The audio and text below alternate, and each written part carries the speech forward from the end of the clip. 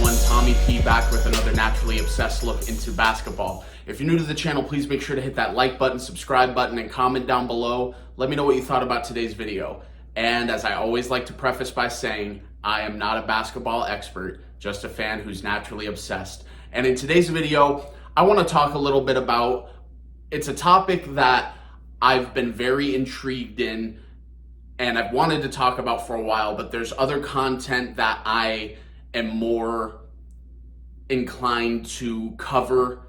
First and foremost, about DeAndre Ayton and the Phoenix Suns, and then there's other trade scenarios, both hypothetical, skeptical, and there's full-on legs to some of them. But this one is a topic that I think all of us, all of you watching me, we all have different opinions about, and I'd really be interested to hear where you guys are at. And that's about Zion Williamson and his future, whether it be with the New Orleans Pelicans or somewhere else in the NBA. Zion Williamson is a very intriguing player for a variety of different reasons. One, because all the hype that surrounded him, not only in college, but followed him and grew exponentially when he got to the NBA. The hype train was delayed. He got a late start to his rookie year, but when he played in his rookie year, took over. It was unbelievable. I remember his first game like it was yesterday, just draining three after three after three, and there was a running joke in the national media saying I had no idea he was going to turn out to be the greatest three-point shooter the game has ever seen. And obviously it was a joke, but it was that impressive of a debut, and the powerful force that he is, because he's a physical freak. He's a freight train, and the way he can move, the way he can jump, I don't think we've ever seen anything like it. He's very unique, and he's just not comparable. I've heard a lot of people, older members of the national media, say he reminds them of a more physical, more athletic Charles Barkley. Like if Charles Barkley was to play in the modern game and was more strict on his diet and workout routine, he would have been something like Zion Williamson.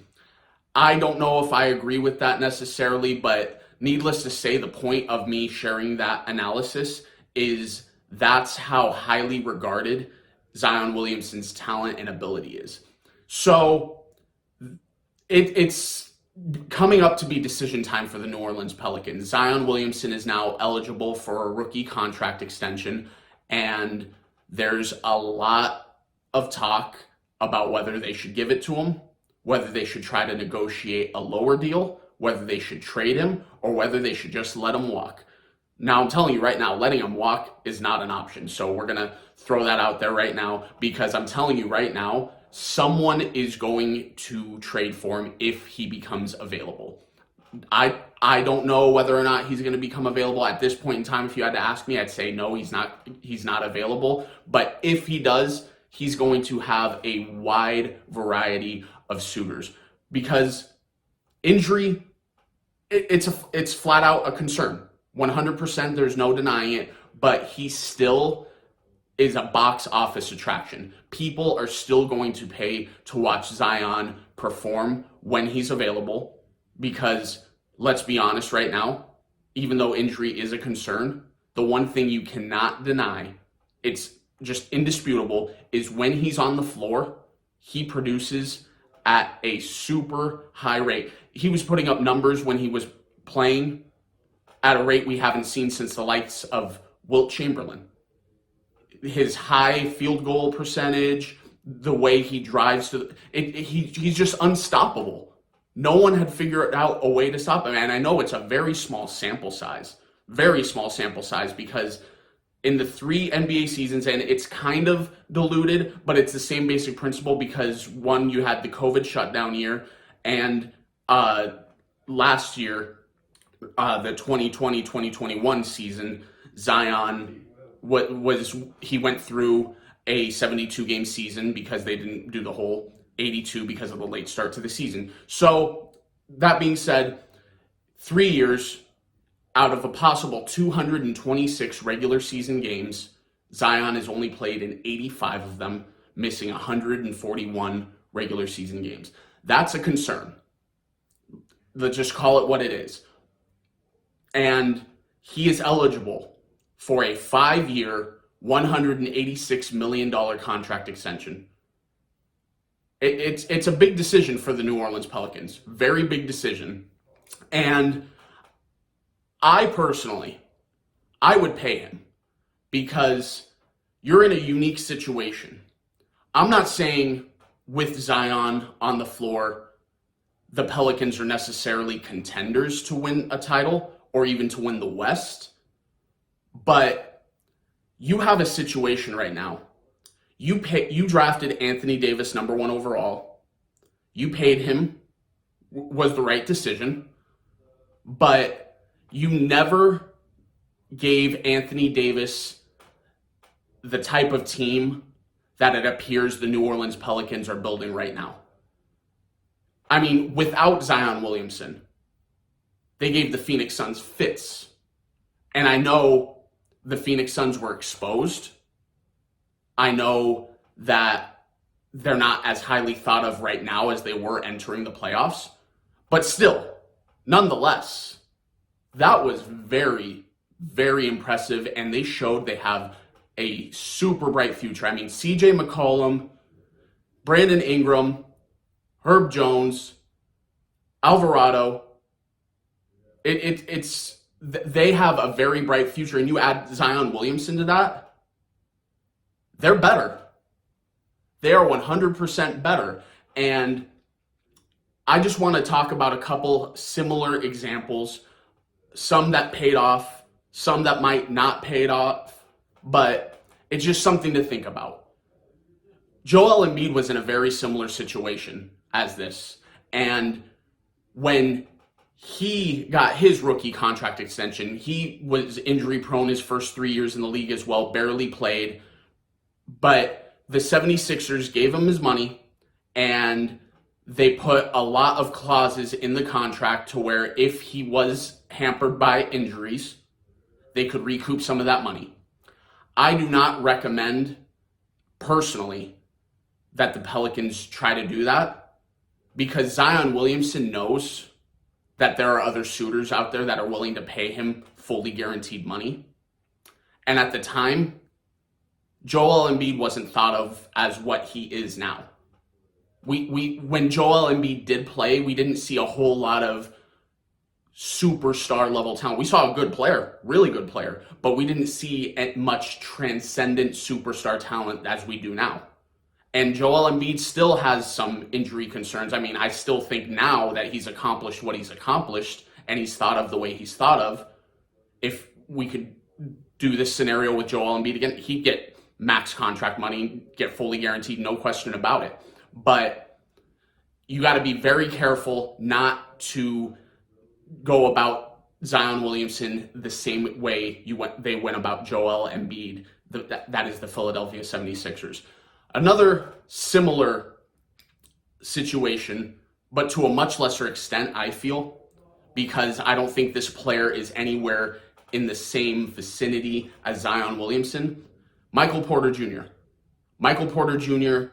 missed his entire rookie year, was very productive his second year, not crazy transcendent, but very productive. And now last year, he got a max contract and had a lot of people scratching their heads. And I still scratch my head to that now. And I think that if you're Zion Williamson, the same way I've been saying DeAndre Ayton should go about it, this guy got max money.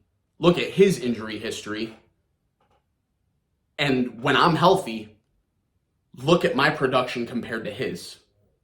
And you're going to tell me I'm not worth a max contract? So there's that. And here's a little bit of a throwback. And the reason I bring this up is because the Pelicans could potentially, maybe not in the immediate future, but maybe in the next few years, depending on if Zion were to go elsewhere, where he ends up. Amari Stoudemire. Amari Stoudemire was heading into free agency after helping lead the Phoenix Suns to the Western Conference Finals, where they lost in 6 games to the Lakers. And Amari Stoudemire had arguably the best year of his career to that point. And the Suns were faced with a decision. And a lot of people are going to say, well, yeah, no, it wasn't a decision. It was just a cheap owner. That's not the case. I promise you that right now. That is not the case. It was genuinely a hard-fought decision that they thought, we could bring this guy back, but how much longer are his knees going to hold up? And are we going to lock ourselves into a terrible contract for more than what it's worth? And I think the Phoenix Suns made a mistake. I truly did, because Amari Stoudemire ended up signing a max contract with the New York Knicks, had 2 phenomenal years in New York. And I personally think that the Phoenix Suns bring Amari Stoudemire back, not necessarily saying they win a title, but they would have been still in contention. They just made the Western Conference Finals, pushed the champion Lakers to 6 games. I don't think they fall off. They bring Amari Stoudemire back. You could make a strong argument they might have been even better. But Amari Stoudemire, after that second year in New York, it wasn't a slow decline. Fell right off a cliff. Those knees buckled. So it's just something to think about, because what if Zion Williamson does go somewhere and wins the championship? Long shot, because as of right now, the only teams that you could probably see it happening, New York. I don't think any of us are going to say the New York Knicks are going to win a championship, but it's just something to think about, because like I said, I promise you, there's a market, a strong market for a Zion Williamson, and more teams than just New York are going to be interested if he becomes available. The only reason we talk about New York is because I'm assuming stories aren't coming out about this team's interested, this team's interested, this team's interested, is because they know what I've been saying most of this video. I don't think Zion's available. I don't think they're even picking up the phone. We just put 2 and 2 together, assuming New York, because one, there was that story a couple years ago after Zion played in the Garden that I love playing here, blah, blah, blah. RJ Barrett's there, and now Cam Reddish is there, so you get the 3 Duke guys, 3 Duke teammates back together. It's a story, and we all love storylines. But long story short, I really want to know what your opinion is on this, because my opinion is you pay the guy. Just do it. Is it a risk? Absolutely, but I believe it's one of those high risk but potentially high reward scenarios. Zion Williamson healthy. We haven't seen him play poorly when he's healthy. It's just him being available. And I know the cliche, and I agree with it, the best ability is availability. 100% on the same page as you when it comes to that. But you have to go for it. You have to. You have a team right now that I truly do believe you add a healthy Zion Williamson to. They're not a play-in team. They're a playoff team with very, very high upside. So let me know what you guys think about this down below. I appreciate you guys watching. Please don't forget to hit the like button, subscribe button, comment down below. Let me know what you thought about today's video, and I'll talk to you guys later. Thanks, guys.